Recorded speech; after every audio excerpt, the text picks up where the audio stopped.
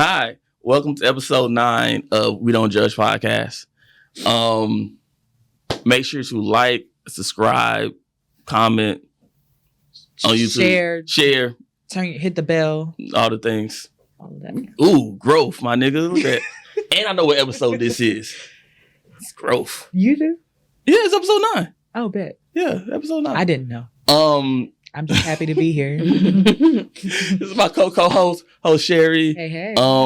And our guest today is Alex. She's a real therapist.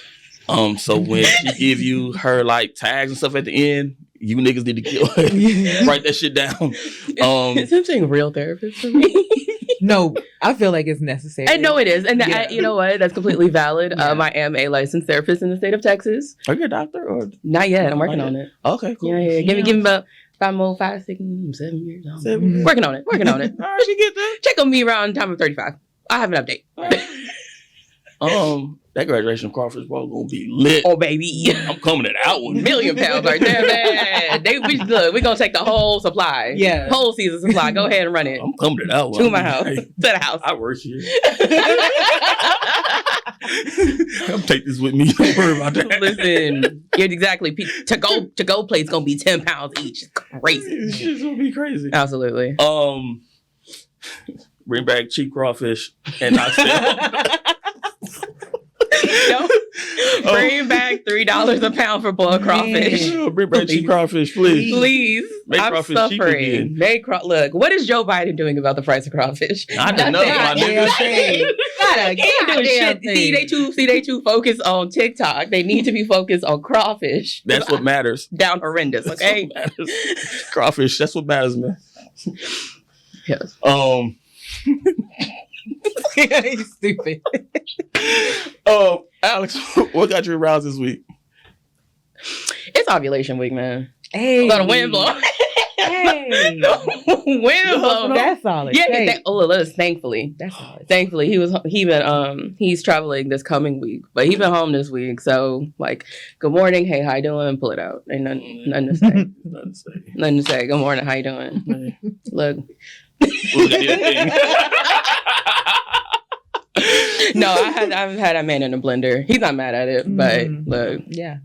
Ovulation week is lit. It is. Titties be sitting. Man. Put your dick on the phone. Like, listen, I don't have nothing to say to you. Not got nothing to say to you. Where's that dick? Yeah. Yo, No, you know what? My favorite part of like ovulation is like because I date a lot of big titty women, right? Mm-hmm. So I've really gotten good on like good bras and shit, right? So when my ex was ovulating and she had this set and them titties was just, oh my God, yo. Them titties was sitting. I'm like. So here's the thing. People who don't ovulate don't understand. Yeah. The titties look immaculate, but the personal cost is tremendous. Yeah. It is. Okay. Because I don't know about you. I also, like, as I'm getting older, I'm still 28, but like as I'm getting older, my ovulation symptoms are changing. Mm-hmm. My titties be feeling like they got smacked in a car door. Yeah. Like slammed in a car. Yeah. Like I be like, please don't touch me. I Don't can't touch lay on my Can't- stomach. no, like I have nothing. to Like, sleep a certain way. everything Yeah. hurts. Yeah. When you no. take that bra off, like I work from home. Yep. One Same. day a week I have to go into the office and I have to wear a bra. Sure. By the time I get home and I have to take that bra off, it's like the blood Mm-hmm. is just The gravity. And when when the when you pull it off the rushes, and you, oh and my you have God. to stand there and you just got to hold them for a minute. Just Like, let it's everything like- come back to normal. It's gonna be all right. Breathe through it. It was feeling so bad. Yeah. Because and then that's the problem, because when you partner with a man, they just be wanting to squeeze them because they Yeah. look good and it's like, please, ouch. Like, please, And you like, nigga, back up. Back up. I'm in pain. Everything hurts. Yeah. So just a little more insight, So the titties look good, but I can't touch it. Ooh, don't touch. That's crazy. basically. That's why. Learn how to touch. Exactly. It's a more gentle touch. Yeah. Just learn how to Or get your masochist. That's true. Get you somebody who don't care. That's true. Because God me, damn. Get your masochist. God damn. man. look, We are confusing. and that's, you know what, they don't, you know what, fair And enough. y'all not lying. We are confusing. We are. We are wild. Something that turned me on this week is same thing. Morning wood. All right, so I learned something. I learned this maybe last year, right? That watermelon is like a natural Viagra, right? So when I was younger and I just thought I was special because I could nut and I could just stay straight up. But that was because I stayed eating watermelon like all the time. I am a real nigga. Like I hate that I can't eat watermelon in front of white people. I don't care. No, I'm not finna. No. I don't care. I'll bust down some watermelon. Yeah. I'll bust down. But so and like you know, I started back because at HEB they got the little personal watermelon, and it's cheaper to buy the personal one instead of getting the one that's cut up because they charge you to do the work for you. Yo, this shit be like $7 for like a little thing, and I could buy me a personal watermelon for like $2-3. You could buy you a whole watermelon for like $8. Yeah. Like a raw watermelon, you could buy one for like $8. So, well, I'm picky about it, okay. And my son doesn't eat watermelon the same way I do. Sure. That reminds me, I got a story to tell you off air that's embarrassing to him. Okay. Oh, do you like? I like beer salt on my watermelon. Beer salt, like the lime salt for like Coronas and Modelo's and stuff. Like the little tahini shit. Not tahini. No, but like the it's like it literally says beer salt. That's a level of blackness that I've yet to achieve because like my mama does that. She puts salt on like cantaloupe, watermelon, berries. Depending on what time, what point of the season it is, I put a little bit of salt on it. Yeah, bring out that sweetness. But like right now they're like sweet, but like towards the end, like close to the fall, I don't even like that shit no more because it don't even be tasting right. I like my sweet, my savor. Keep salt away from my fruit. Because if I bite to some fruit that's salty, I'm knock somebody out. I like it on watermelon. So anyway, you know, I woke up a couple mornings and like the dick was dicking, and I think at one point it grew an inch. Like, yo, this wasn't this big yesterday. You know what's so funny? I had not heard the phrase "dick be dicking" until like relatively recently, and now I've heard it 2 days in a row because someone else yesterday told me that their dick was dicking. The dick was dicking, and I was like, "Yo, why is everybody's dick dicking? What happened? Nobody told me nothing." I remember this one morning, like I woke up and you know my man was up, like, yo, nigga, this is a really good fucking picture. Like, and I took a picture of that shit, and it's just, it's on standby because like, I live with my partner. It's in the draft. So like, I can't be like, ooh, here when you in the next room. Could. I guess I could. I do that. You just like, ooh, here. I'll send like a titty pic or something from the other room. I was about to say, yeah. Speaking of titty pics, this is a wild segue, but I miss being a friend. Like, hey, do these titties look good to see out of this bit? And I remember I got into a fight because like this couple that just sent me the titty pictures, like, hey, can I send this to my man or whatever? And I'm like, oh yeah, that looks good. Why is she sending her titties? Because she wanted an opinion on it before she sent them out. Platonic titty evaluation. Yeah, you should. Nigga, let me see your titties as a friend. Ooh. Wait, that's not bad. I had someone, and I haven't did this in a couple weeks. But she was like, do your friends let you rub their titties as friends? And if not, you should ask them. So for like a week or two, I was going around asking my friends, can I rub your titty as a friend? How'd that go? Oh, no, well. Oh, nice. No, I'm just talking. That was happy for you. Rub your titty as a friend. I have sex with somebody as a friend, but sending titty pictures as a friend seems like a bridge too far, and I can't explain. I would send it to my homegirls. Yeah, like if I was trying to get the temperature of is this good enough to send to a man? Yeah, that's going to the group chat. Yeah, that's going to the homegirls. Hey, look, I don't know, but shit's changed, and no one has done it in a while. But no, they send me to this as a friend. I mean, not you. Don't. I mean, you can. I'm finna turn down titties, but like. That was the most flexible boundary setting I've ever heard. I mean, if you want don't, to. but like you can. Like, so it's not really don't.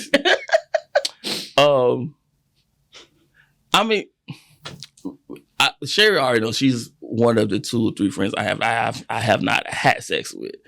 Oh, it's a short list. I fuck all my friends.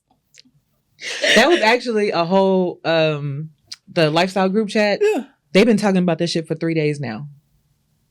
Do you fuck your friends? Fuck your friends. Like, I don't want to say give them like pity sex, but Pity. nigga might be having a bad day or whatever. As a person who fuck their friends, like you, like I mean, my I guess the context in which I would fuck a friend is just more like, what's good, you know, like we just happen to be here. We're basically like we're feeling it, but I don't know. Me personally, if my friend's having a bad day, that wouldn't be my first response personally. Hey, Alex, I'm having a bad day. Go toot that thing up. Yeah, see, that's a little crazy to me. Like that's. Wow. I don't think I've never. I don't see. Like I don't think I would react to that well. They're like, oh, I'm having a bad day. Go ahead and back it up on real quick. That's crazy. That's correct. That is. That ass up, Alex. Having a bad day. That is. No. Like, no. I don't got it. I ain't never gonna be laughing this much. And this is a serious episode too. And I am. Well, you gotta get your giggles out now because when we get to the actual topic, we get to the topic. Strict. Yeah. Okay. All right. So watermelon and ovulation week. Okay. So I be on my TikTok streets, right? You know, and because I love to laugh. And my partner came, which means I came across these beagles. And it's this dude, he's trying to really cook. And his beagles are just being feral and fucking up the food that he's trying to make. Shit's fucking hilarious, right? So what is like a guilty and net pleasure that you have? You can go first. Oh yeah, like cooking. Like I love to watch people cook. Mm-hmm. How's It's that guilty? really satisfying. I don't know because like I've had a conversation before with an ex, and he's just like it just feels almost gluttonous. Like, you know what I mean? Like it just like because he knew somebody who would just sit and watch the food channel all day. And he was like, I guess he was just turned off by it. So I guess like some people will kind of see it like that. Like, but to me, it's like, I don't know. I'm always trying to figure out new stuff to cook. Mm-hmm. And so the internet is amazing for that. Like it's really inspiring to me to come up with these new ideas and then they make it look so easy. Do you be watching the white people? Everybody. Because you know, once you watch a few, it's just in your algorithm. So it's just whatever shows up. Now, and the only reason I ask that is because sometimes people be wilding. Like, what's the girl? Everybody's so creative. Like it was Tanara Double Chocolate when she be reviewing people's videos. Yeah, because that should be like, yo, why you think 15 pounds of cheese, this 5-pound block of hamburger meat, you gonna throw it in the oven? Stuff is excessive. And I'm like, it's not, yeah. Y'all had to eat. You just did it why do y'all? Yeah. But they're doing it literally just for that reaction. Just for content. Just to be. They want people to be like, oh my God, why would you do that? I mean, but I'm a real cook. So, you are. like, there's one place I worked at, everybody's black except this one white dude. I'm like, Tim, you have to answer for all the white people shit. The same way we have to answer for all the black people shit. Why do y'all eat like that, dog? I don't know. I'm from Louisiana. It don't count. We don't be like, okay, look. They don't. I understand you trying to serious this out, but like, no, I don't do this. Mm. I just said before, you're answering for all white people crimes. Though. Why do y'all do this? Well, I'll give a real answer because y'all gave these really cutesy, like, oh, I like watching dogs. I like watching food videos. Yeah. I like watching pimple popping and ingrown toenail surgery videos. My nigga, I'm right there too. They are so pleasing to me. So, okay. So the toe. Wait. And also, like, I don't understand how these dudes be doing it, but the dudes that be doing shit to the hair for like 5-10 years, they get a retwist and they get their hair cut and then they put their hair back in and shit. I really be amazed at how, like, whoa, nigga, what the fuck? Who are you fucking for 5 years? Like this matted shit was on your fucking head. Like, men are the prize. Yeah. That she said that. She's a therapist. she did. Just like my therapist told me, I'm doing relationships right, my nigga. You can't go against it. I say men are the prize simply because you know where I'm going with this. Yes. Okay. Yeah. Cool. Because broke down, crusty, dusty, living inside, outside in a storage unit, abusive, whatever. There's gonna be a woman laid up. women because lining up to be with him. Men are never, ever taught, encouraged to settle. Nope. If you are a man, regardless That's of not what true. you That is not true. Nigga, I've settled a couple times. you Men, choosing to is not the same as, well, you know you're not getting any younger. men are not threatened with singlehood the way women are. Right. The way men weaponize the growing old alone, not having a man, you'll be a cat lady. Mm-hmm. The way y'all weaponize singleness to women is unhinged. Mm-hmm.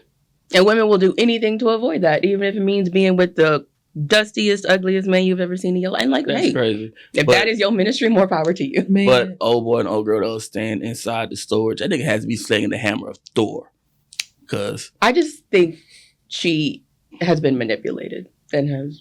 Like, ain't that much I don't game know. in the world, dog. I don't know because listen, okay. When people are like, "Oh, so and so stigmatized," blah blah blah, that's just like bad attachment issues, like and bad boundaries. Like that's not really. yeah. You know what I'm saying? Like it's actually just like emotional boundary issues. But I mean, clearly they do have some dynamic that makes her. And also, she may not. I'm not on TikTok, so I don't actually follow them or keep up. I only see what makes it to Twitter. Same here. So like, I don't know if she has family. She might not have literally anywhere else to go, so she does have to stay with him, or maybe she does, but literally feels like this is the better option. Look, more power to her, to them. That is not my ministry personally, but I think, like I said, people, you know, there's this idea of like, oh, the chick must be immaculate, da da da da. And it's more of a pattern of emotional manipulation, but it could be. both and. Color me. It's just like the whole, ooh, my pussy made him crazy, or that. No, nigga, he was crazy before he came here, or vice versa. Like you was. I had a friend. I hope she's doing okay. I remember she started dating this guy, and the one thing that stood out. So like, she was telling me that she was on the phone, and one of the coworkers asked her, "Hey, what you want for lunch?" Because that, you know, they buy lunch, not for everybody. Like, you know, one person buy lunch on Monday, somebody Tuesday, whatever, right? And she's like, he got so mad, he went off. I'm like, yo, you should leave that nigga alone. She like, why? I was like, yo, that ain't right. You shouldn't be like, yo, leave him alone. She didn't want to listen. 6 months later, he kicking in her fucking back patio window and all this other crazy shit. And she was like, you was right. From then, I should listen to you then, because it was just that one little thing, and then it kept growing and whatever. So no, your dick doesn't make him crazy. Your pussy don't make him crazy. They was like that before they came here.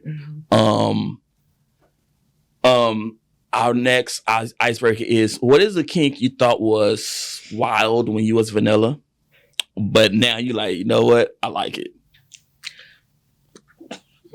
I got mine. Getting my toes sucked. Like, it was such an ick before. And then somebody just did it, and you're like, oh. Now it's like, oh, you not? I can't do this. Like, oh, you not? I can't do this. Like, I thought eating pussy was the bar. Me sucking your toes is the bar now? Well, I'm never fucking nobody new.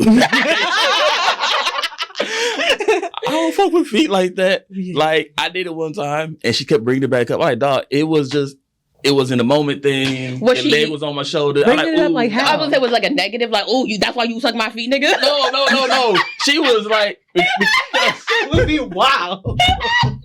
you were saying that shit when you had my toes in your mouth. when I tell you who it is, you wouldn't be surprised if they said that shit. Oh my God. No, but look, no, but it was just like, I'm not a foot person. So right? she wanted you to keep doing it. I don't know. I mean, she might have, but I'm not a foot person. Like, she'd be like, oh, I got pretty feet. I'm like, yeah, I guess. I don't know what pretty feet look like. I'm not a foot person. I'm not looking at your toes and everything like that. So I'm not really a foot person, and it's not my thing. I'm not finna be, oh, well, let me suck your toes so I can. I feel like foot fetishes are one of those things, kind of like eating ass, that's getting like less and less like stigmatized. Taboo, yeah. Because I feel like, you know, back in the day, being a foot guy was like, you freak. Like, freaky frog. Freaky shit, right? And now there's so many like people you'll run into who are like, oh, I'm not like into feet, but I like pretty feet. You know, like, oh, your toes gotta look nice, but like, I'm not into feet. It's like, you into feet. Like, you are. If you don't have to explain it to me. You like, okay? No, right. It's so funny when they don't know how freaky you are. It's like, bro, it's levels to like the feet people. I know, for sure. I know a person. We was at a munch, and I looked up. This nigga has somebody's whole foot in his mouth. I was like, oh, well, that escalated quickly. I mean, like, you know, y'all were exes, whatever, but that escalated quickly. Mm-hmm. Like, it sat down high. Yo, this nigga has a whole, all right. Mm-hmm. Oh. Yeah, there's definitely like, I admire feet, you know, I might suck your toes in the heat of passion. Then there's people who are like, my sexuality revolves around feet. Around feet. Like, I need a foot job. I want you to do all this freaky shit with your feet. It is definitely layered. One of the things I thought was wild, and I was vanilla, is like CNC, consensual non-consent. Oh, for sure. For sure. That was one of the things I was like, ooh, I don't, because no means no. And I remember I had this one ex that would like, you know, we just be kissing and shit. She's like, oh, you gotta stop. But you putting my hand on your pussy while you saying, no, stop. Or you putting my hand there. So I'm like, oh, okay, this is a thing for you. And this is one of the things that should have let me know that I was a dom and stuff like that. I remember one day, like, I really wanted to fuck, but she was like, but I ain't got time. And so we're spending 15 minutes on the door. I'm just kissing her and I'm just teasing her. And she was like, when I left your house, I felt my pussy heartbeat for like the next hour and a half. I was so fucking horny. And I was like, I got these fucking kids to pick up if I didn't have those kids. And I was like, oh, okay, cool. Looking back on it now, it's one of those, oh, why are you surprised that you like doing these things, TJ? That should have been a thing. I think for me, probably spitting in someone's mouth or having my mouth spat in. And I know that's even a little like for kinky people, it's still a little like that's like a bridge too far for some people. Yeah, like even now you're like people like, but I don't know, man. Just especially when like you're in the heat of the moment, especially like when I'm in subspace or something like that. I mean, I see how it could be a thing. It's just I guess I see it like there's so many fluids exchanged during sex. But just like seriously, my throat has been tight since she said I know. I can't. I saw your face. I saw your face. I was like, I'm alone. I promise, we don't judge. We don't judge. I know. Kinks. I understand. We don't. There's some stuff. It's one of those things where it's like I'm sitting make a face at it. I'm like, ooh, I'm scared to try it because I don't want to like it because of my. Actually, no. Let me not say I was never scared. I was the one who I was like, ooh, don't lick my ass. I don't remember who did it first because it happened before I became kink. I don't remember who did it first. I'm like, oh, this shit's lit. Oh, you eat that? My nigga. I remember when I finally got I'll tell you the name afterwards to do it. Mm-hmm. And when they was giving head and they finally put the whole giving head, eating ass combo together. Oh my God. Let me ask you, Sherry. Mm-hmm. What are your thoughts on eating man ass? It's what. Okay. Have I done it before? Yes. Sure. It is not a regular thing. It's in those moments where it's just a lawless. It's like anything goes. Lawless, like we are so caught up and wrapped up in each other, and it's loud and it's sweaty and shit's all over the place. Like, the sheets and stuff is on the floor. Like in those moments, fuck it. But it's not a conscious thing. I ain't never known that we was about to like do it. Like you didn't go into a situation being like, I'm finna eat ass. No.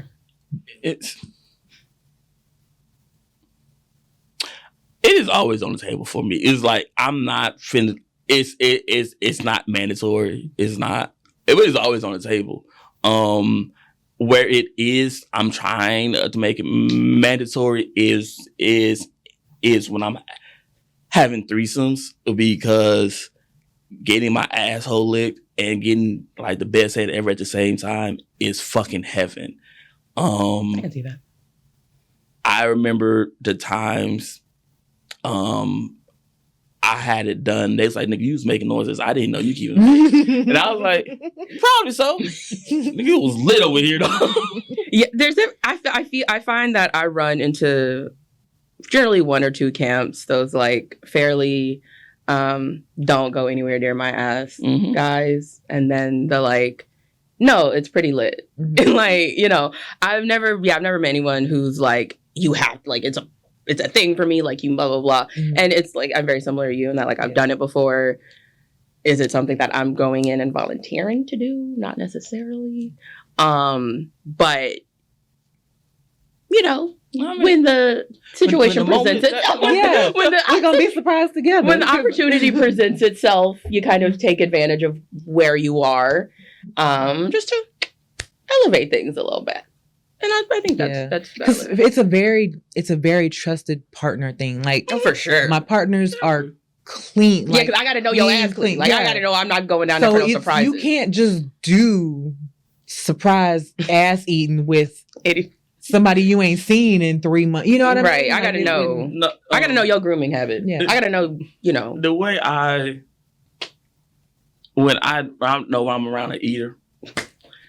Not an eater. I mean, I don't know what else to call it. The way when I know I'm going to eat it, the way I am cleaning out my ass, and I am really up in there, my fingers up. I'm trying to make sure I got everything about. Because nigga, you. I run into that too, where guys are like, "Oh, you know, you could also pop a finger in there," and it's like, yeah. Like I'm not because I don't. Yeah, I'm not a You can lick the subway, but don't enter the subway. Because it's like I have tried things. I want a prostate orgasm because I heard that's the best thing ever. Have you ever seen one? I've seen one. I've seen like I'm having witnessed one. I want to know what that's like. Like I seen it on like Pornhub. And so, wait, quick segue. Ken Paxton, fuck you. With all the dicks. Between Pornhub and TikTok, I knew one of them was going to come up. You got a Fed case coming. Hope they send your bitch ass to jail. Fuck you, nigga. Get my Pornhub back. Also, you should vote for better people. Vote for better state and local government. Thank you. I will say, Ken Paxton, eat your dick. I will say, Tasty Blacks is still functioning perfectly fine so many in the state of Texas. Though. I understand Pornhub is like the one, but there's still. But it's like my thing with that is they're gonna start with Pornhub, and then eventually it'd be Tasty Blacks, and then eventually it'll be X videos, and et cetera, and then after that they be, oh, you got porn on your phone that you made? Nah, you can't watch that shit either. Nah, fuck you, Ken Paxton. Hope your bitch ass go to jail. Let's hope. But don't raise my child support though. Oh.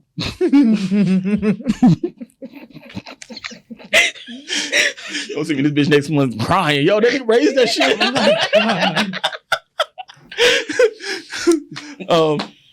I'm sorry. Not my ministry. I have no human children. I'm sorry. I totally got us off on a tangent. But I mean that.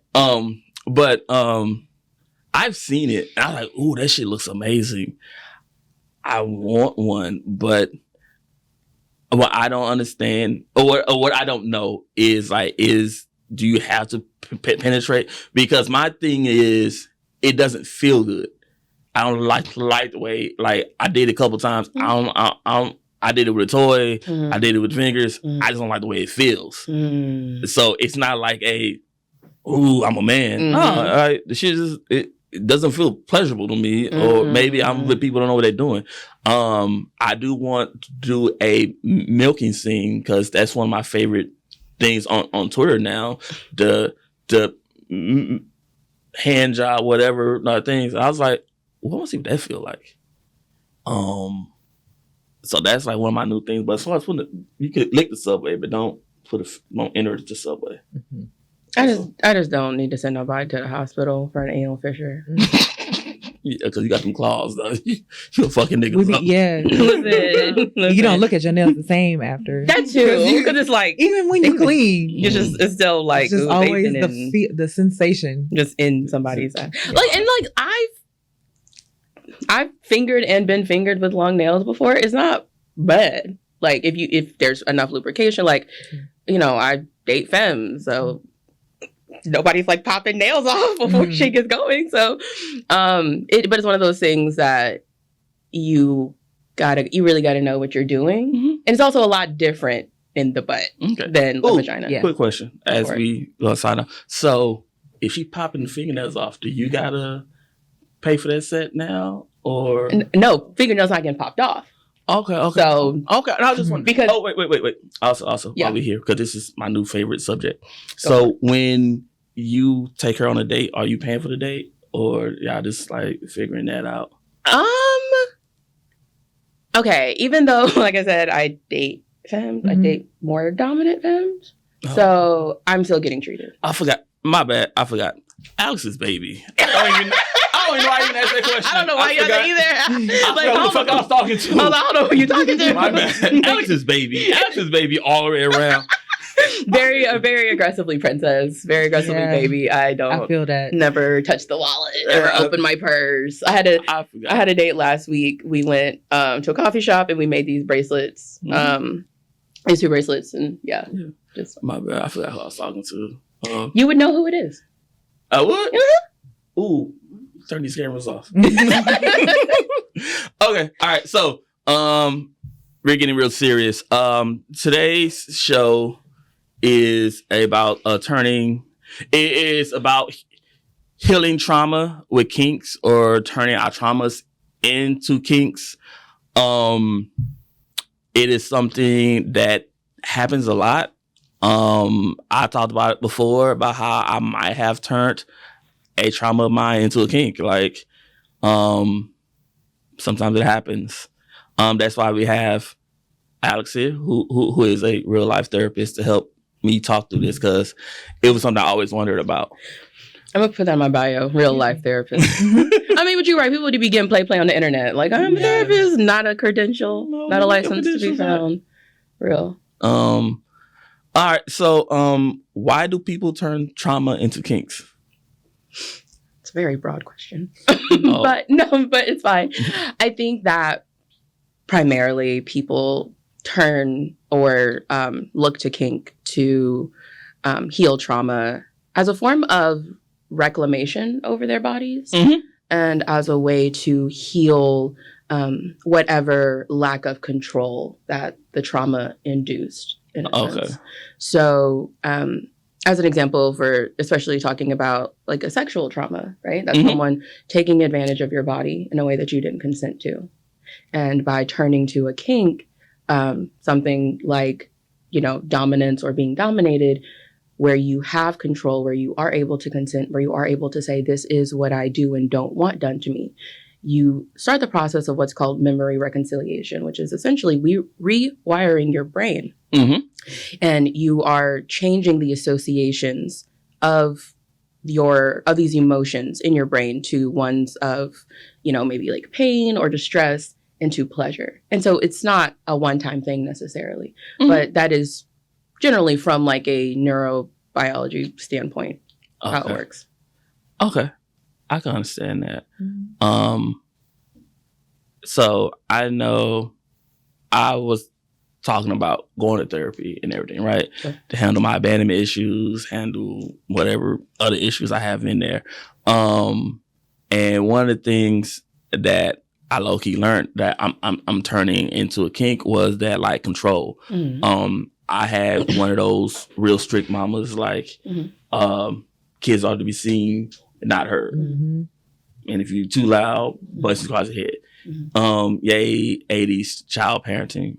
My mom was a good mama, even though she might have slapped me a couple times and shit. But I I can see how I turned my lack of control into a kink of I want to control you. I want to control your pussy. I want to control your orgasm, control whatever it is, because I never really had that coming up. And yeah, childhood trauma, I guess, right? We all have it. Yeah. Most of us. Yeah. Have you turned a trauma into a kink, Cherry?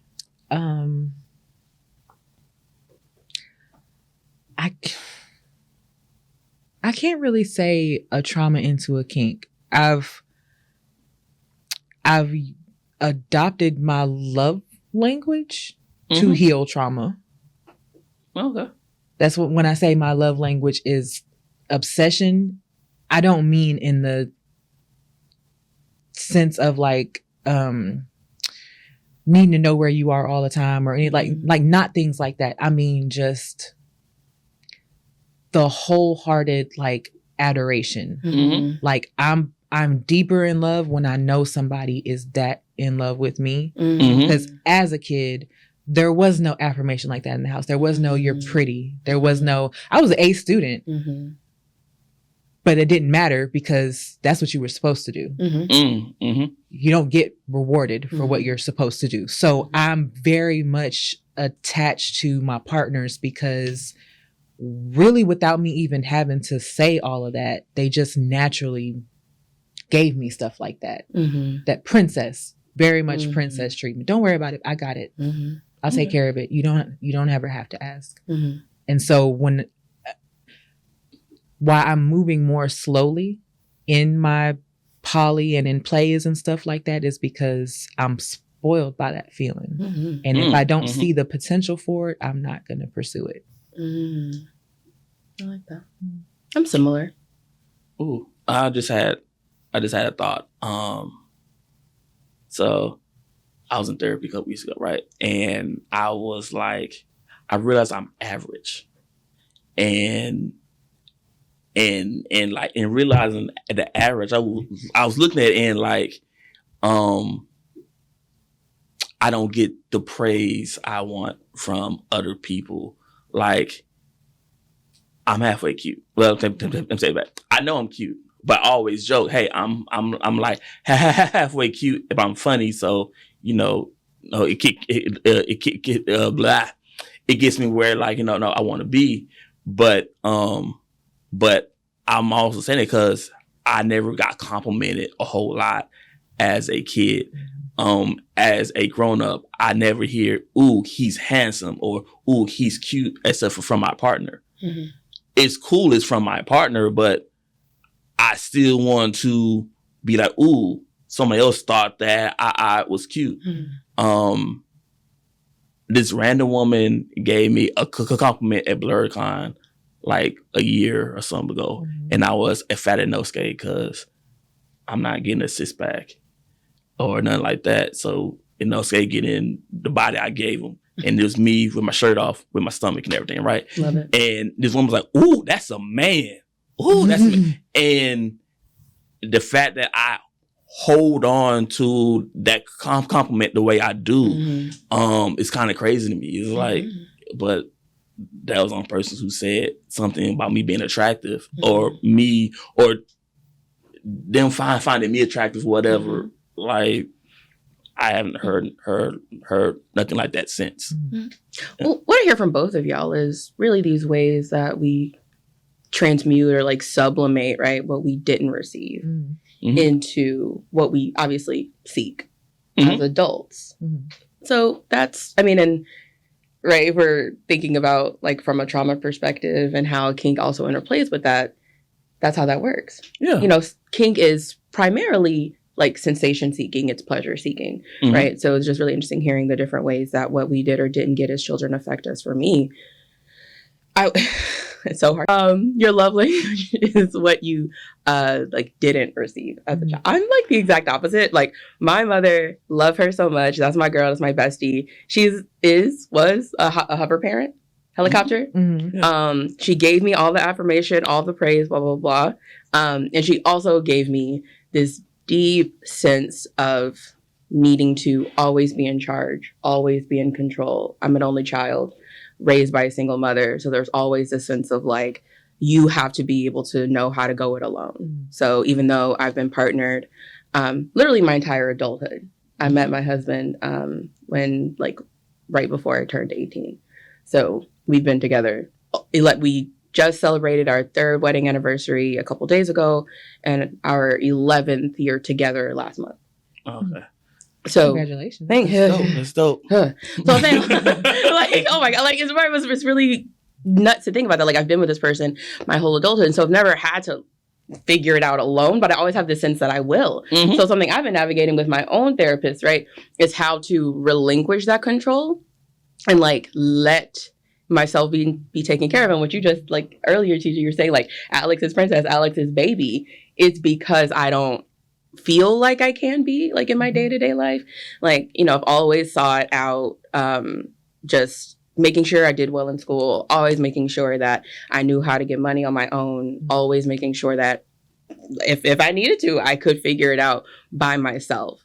And so that's why, to kind of tie it back into kink, when I am in especially like a formal dynamic with someone, it is something where I do take a more submissive role because it means that, like what you're saying, like, I got this, you don't have to worry about this, you don't have to be in control of this, you don't have to figure it all out, let me do that. And those are the relationships where I thrive the most because it allows me to show up not centering around what I can do for someone and more around just like being myself as a whole human being. And not having to like, you know, always have this going because, you know, one of the many things I inherited from my mother is her anxiety. That part. Right. And anxiety is wild. My son is so anxious. I'm like, why are you so anxious? Would you consider kink a way to deal with trauma, or? It's as valid a reason as anything else, I would say. Okay. Yeah. I think okay. I never can give straight answers. I'm working on it. And so while yes, I stand by what I just said, I think the challenge or the risk comes in navigating kink in a way that is safe. Mm-hmm. Because all of us are in the lifestyle enough to know that there are predators, creeps, people who are not in this for the right reasons, right? They seek to hide their abuse under the guise of kink. And so that's really my only, not hesitation, but right, something that like, if someone who's like listening to this is thinking like, oh, cool, I'm going to like explore kink as a way to like heal trauma. That's like something I really urge people to keep in mind because it's like, especially when you're starting out, you're green. No matter how much you know, blah, blah, blah, like kink is just its own thing. Yeah. And so you have to be able, and it takes time. It's going to, you know, there are mistakes. There are, you know, you're more than likely going to run into someone who is trying to take advantage of you. But it's more of a learning curve that, you know, that's the thing that I tend to like caution people with. It's not against it. It's not, you know, again, I don't think kink is inherently bad, but it's definitely like, there's risks involved, right? Because people are people, and unfortunately, they're not always good. Okay, cool. Hey, can you pause it for a second? I got to make a call real fast. All right. Oh, shit. Okay. You all right? Yeah, man. I'm just on. I got you. I'm just, oh, God.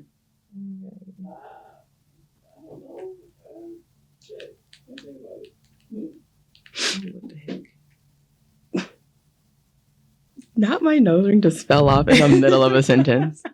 You know, my boyfriend called me a cartoon character the other day, and I can't help but believe it.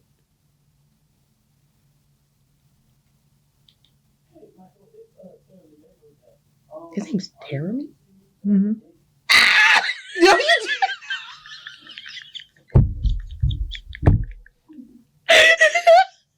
Oh, it is. Oh, I wasn't prepared for that reaction. His name is Jeremy. I did not know. I met him as TJ. Oh, okay. I don't ask people their names. Oh, terrible. Bye-bye. I know your name was Jeremy. Oh, shit. Okay. I ain't gonna front. My mama, she put a T where that J goes and fuck the whole world up. I can't say y'all people. Because your name was, you're like, I'm TJ. I was like, okay, great. Nice to meet you, TJ. I'm not going to ask what TJ stands for. It's not my business. Yeah. Oh, thank you for making my day. I do what I can. I'm here for the people. As I try to be a better parent. I suck at parenting sometimes. Oh, don't even get me started. Why is Jason Derulo crawling on the floor on the Kelly Clarkson show? This is pet play. This is kinky as fuck. This is kinky. I'm sorry. That's some kink shit right there. So I have, when we go back, I have a question that I want to get your input on. An observation, and it's going to turn into a question that I want your input on. Did you send it? Because I theorize shit psychologically all day. Fair. But, you know. Okay. When you said, I don't know what happened, man. All that caffeine just hit me like a ton of bricks. And I was just like, oh, Jesus. Okay. I'm having fun. All right. I'm ready. Right? I love when we have guests. I like yapping. So.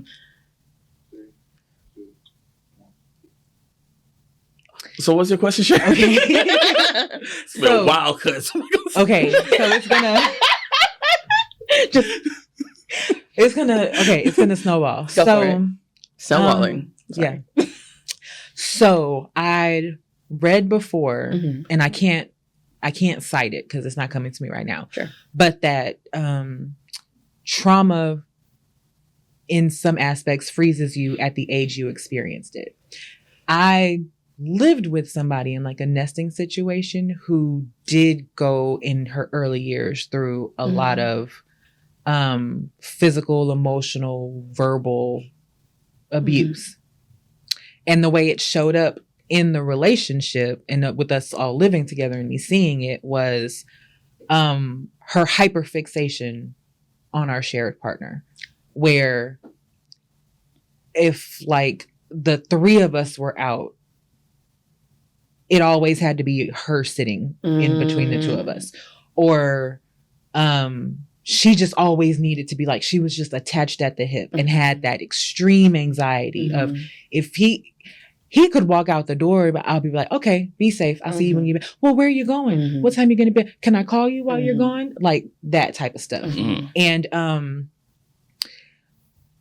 at the times when they were on the outs, she would self-harm in the sense of I guess she thought maybe eventually she would try to be poly, so she would make connections, but she was never following through with anybody because her hyperfixation on him didn't allow for it. So with these connections, what she would do when they were on the outs, or if he was distancing himself to preserve his sanity, is she would go and hang out with them and put herself in positions where they would approach her sexually or things like that. And she would just kind of freeze and just let it happen.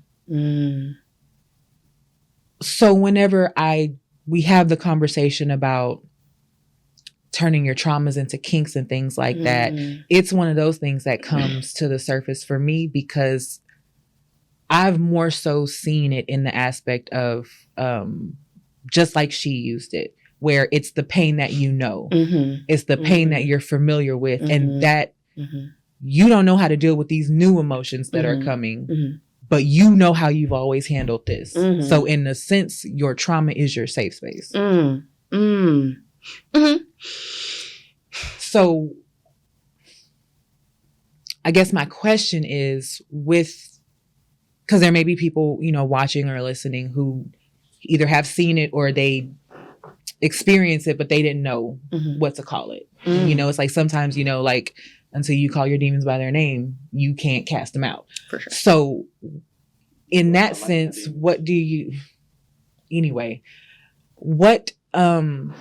what ways do you think can those be maybe kind of turned, like, is that something that would have to be completely abandoned, or can it be turned into a healthy coping? I think you're elucidating the risk of turning to kink as like a primary method of dealing with trauma, right? Because if you have not sought out ways, because it sounds like this person was being triggered and did not know, like you said, didn't know any other coping mechanisms or any other responses outside of this freeze response. And so we know that there's, fight, flight, freeze, fawn. And so if this person, all they know is, okay, I'm experiencing sensations common to what I experienced when I was traumatized. All I know is freeze. All I'm going to do is freeze. And so I think that in those situations, I mean, obviously you can't tell grown people what to do. I don't think kink would be a safe or productive mechanism because, like you said, we're not enabling ourselves to actually process the trauma, it sounds like. We're, like you said, going back to it because it's what we know. It's comfortable. We kind of tell ourselves that this is where I'm supposed to be. This is what I'm supposed to experience. This is normal for me. And that in and of itself is a coping mechanism, unfortunately, that we normalize our trauma because we know that processing it can really bring up those ugly emotions that we don't want to deal with. So, I kind of forgot your question, but I guess to process question, as a therapist, would your advice or the method be to, you need to unpack all of this and then, get to the point where you can that might be a thing that you can never just completely abandon. Sure. But you need to remove yourself from it before you can venture into other. Absolutely. If anything, it would be more, because again, I try not to be directive in my suggestions to clients. Obviously, I don't tell my clients what to do with their lives, right? But if anything, I would frame it as a both and situation. People find community in kink, right? I literally met you through TJ that I met, right? Yeah. And so there could also be this aspect of not wanting to remove themselves from that community, from that place where they do find this sense of bonding and community. But if you are kind of constantly putting yourself in this space where you are re-triggered and you are re-traumatized, ethically, I can't say, oh, this was a great thing to keep doing, right? So if anything, I would work with that person to help them maybe develop some additional coping skills and coping mechanisms, like you said, getting to some of the root of these attachment issues so that they can come to a place where because also when you think about it, someone walking into a kink space with this severely unprocessed trauma creates danger for everyone involved. Yes. Right? Yeah, I can see that. So you're at that point you're creating, trying not to say these really value-laden words, but right, you're creating additional risk for everyone involved by navigating this space in this way. So from an ethical perspective, we also have to think about it in that way as well, that we have to really show up to these spaces as the most most coped versions of ourselves, right? Understanding that we can't necessarily show up fully whole, fully healed, or whatever. So, but there are things we can do. Okay, so that means we need to have conversation with our partners. Hey, I have this kink that was brought on by this trauma, or is it I have this trauma, which may have. This might be the same question, actually. I think it sounds like the same question. Okay. You're kind of asking in negotiating boundaries or something. Negotiating the scene. Do we need to bring up hey, I had this happen to me, so now I have this trauma, or how would we bring up talking about a trauma that might have turns into a kink before we start playing, so no one gets right, because even if you've turned it into a kink. I feel it could also still elicit a strong reaction. Absolutely. Even after the fact, it's we in the other person's eyes, y'all had a great scene. Everything was fully communicated. They got exactly what they wanted. But then the come down is everything that led up to it. And so then that can really catch somebody off guard. What did I do wrong? Why didn't you tell me? So I think that absolutely is something that needs to be discussed. Okay, cool beans. All right, so I think a good dom or a good top would know how to navigate that conversation, right? Like someone experienced enough in what they're doing. Well, because I think it's a little wonky to go up to someone that you're planning to have a scene with who's maybe like a stranger and be like, okay, you got any traumas I should know about? Yeah. I mean, but like, as far as pick-up play, that would be. But that's we also at the club and I see, ooh, y'all finna like flog you, whatever. Yeah. I'm not finna ask you what your traumas are. Sure. I'm gonna ask you, hey, let me know how hard to hit you or how hard not to hit you. For sure. Or what your safe words are, and then we know what pick up play. And hopefully I don't stir up a trauma. I mean, like, you know what? With impact play, it could be a little different because you'd be like, hey, don't hit me with paddles. Because paddles take me somewhere else. Or don't hit me with a switch or whatever. So I guess in some negotiations, I would ask about triggers. I would ask about things, tools, words, gestures. Like especially impact, like, is there somewhere you don't want to be hit? Is there somewhere, like you said, grabbing you in certain ways? Yeah. I think those are, I guess, trauma-informed ways to navigate a scene negotiation, even with pickup play. Yeah. All right. So we're going to do this again. We are bringing this back. Because this is a very good conversation. Unfortunately, they charge about an hour. Oh, wow. It's already almost been it's almost time. So do you have any tips for people to how to deal with their trauma while kinking or anything like that? Or just any tips in general? Okay. Any general life tips? Yeah. Yes. Yeah. The biggest one, and this is something I'll tell my clients, your trauma is not your fault, but it is your responsibility. Okay. And so what I mean by that is the reasons that you experience trauma are beyond your control. Trauma is inherently something out of your control. But you reach a certain point where you are now responsible for managing those triggers, managing those reactions, and doing whatever it takes. Maybe that's like therapy, maybe that's something else. Like despite being a therapist, right? I can acknowledge that talk therapy is not necessary for everyone. It's not for everyone. There are things that people can do. There are also multiple modalities of therapy that aren't just like sitting and talking with someone, right? They're more experiential things like EMDR, like brain, right? Like there are things, right? So that's just a general life piece, number one. Number two, that if you are seeking therapeutic care, there are tons of resources available. Don't be afraid to therapist shop. The first person you meet may not be a great fit. That doesn't mean therapy doesn't work. It just means that just person wasn't for you. It's like dating. Let me tell you about my first therapist the VA gave me. I thought we were over time. I know. I got 5 minutes to kill. Hold on, wait. I can fill this in. It's gonna be a quick story. Quick story. Mind you. All right. So, my friends know that at one point I was suicidal. Right. Sure. We talk about it. I joke about it all the time. But I remember my first therapist the VA gave me when I was about to like kill myself. I don't know if she was a bad therapist or she was a good therapist because that she motivated me to live out of spite. Like I can show you I'm better than what I am right now.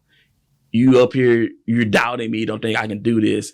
It's like it is like she was talking about me and I turned into Jordan when people just say, oh, don't talk shit to Jordan because he's going to turn to a different person.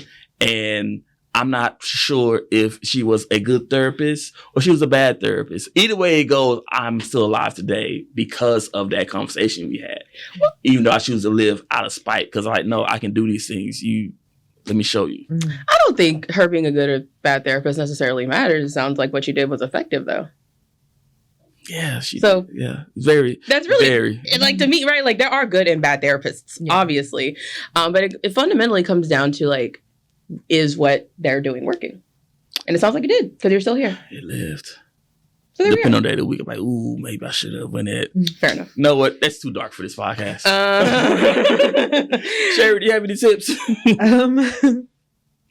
Yeah. And it kind of plays off of shop around for a therapist. I recently have found a new gynecologist, and she has thoroughly enriched my life and my vagina. I love that. And it's a real thing because I was, I had health thing in that department that I needed care for. And I just kept running into a string of doctors who felt like I was overreacting, or was like, well, I'm not going to run this test just because you asked for it. Then what the fuck am I doing here? So I found a Black female therapist. She has her own practice. She sat with me. I could tell she read my chart before I got there. You mean gynecologist? Yeah, I know what you mean. You said therapist. My bad. Gynecologist. No, I got you, though. But yeah, it was amazing. Just having that conversation, going through. She was thorough. Like, so yeah. Shop around. Don't give up, because it makes, like, the mental boost it gave me to find somebody to care for my coochie like that. Because Black coochie matters. Who would have thought? Something else I'll also say is that a good therapist will make you feel like you can advocate for yourself, even in the therapy space. And so what I mean by that is that there's like an inherent power dynamic between therapists and clients, right? Like, we're the experts, and because we have degrees and letters and behind our names and all of this, right? And you're the empty vessel into which we will pour all of this stuff, and then your life will be fixed. And it's not supposed to be like that at all. And I'll openly tell my clients, like, hey, feel free to, like, push back on me if I say something that you're really not vibing with, like, right? Like, ensuring that I am letting them know that they are thoroughly empowered in this space to, again, like, I got a degree and a bunch of debt to show for it, but I'm not the expert on your life. You know, I know things, but, you know, you live your life day in and day out. And so if I'm saying something that you're just not really vibing with, tell me. If you're kind of, you know, if I'm like going in a direction and you're confused about, ask me. Like, I know where I'm going, right? I have a path mapped out for you, but if you're not understanding it, feel free to ask. And a good therapist will make you feel like you can engage with them in that way, push back on them, right? That they're not dominating the space. Also, something else I'll say, if every time you go to therapy, it just feels like you're talking to your friend and it's a vent session, you need a new therapist. I'm sorry. Like, that's a thing now that's kind of like, oh, yeah, you know, I'm going to go tell my therapist the tea. Your therapist is bad, right? Yeah. You shouldn't be feeling like... I can see that. You know, you shouldn't be feeling like all I do is just, like, tell my therapist what's going on in my life and then go about my day. Like, don't get me... There are times where, like, that's a completely valid... There's completely valid use for that. Like, there'll be sessions I'm like, hey, are you just, like, venting right now? We're just processing? Cool, great. We're not really doing work? Cool, that's fine. But that should not be every day. No, it shouldn't. My therapist challenged me with these little questions. And oh my God, it should be on my mind for like the rest of the week. Good. It is. All right. So like, oh wait, I forgot. Alex, where can they find you in these streets? Where can y'all find me? The only social media that I really be on is Twitter at Go See the Lady. That is wait, because I'm gonna find it right now. It is GEAUX. Shout out to the 225. GEAUXCSEE the THE, Lady, LADY. Go See the Lady at twitter.com. Also have a TikTok. I don't really use it, but I have one under the same handle. Go See the Lady. You got it? Yep. You'll find it. It's a fun follow. It's not a like professional account. I'll like talk about therapeutic related things on occasion, but that is not what that is for. That is just me and my nonsense. Yeah, there's some stuff coming down the pipeline this year for me in the therapy space. So just keep an eye out. Like I said, Twitter is really the only thing I'll be on. So that's where the folks can find me. Okay, cool, base. And you can find us on Instagram at we don't judge _/podcast. No slash. Okay, no slash. I was like, I'm sorry, underscore. My bad. Oh my God. No, look, that does it. Okay. And on YouTube at we don't judge podcast. You got anything else? Nope, I'm good. Okay. Remember, life is too short to be miserable. If you're not happy, leave. Period.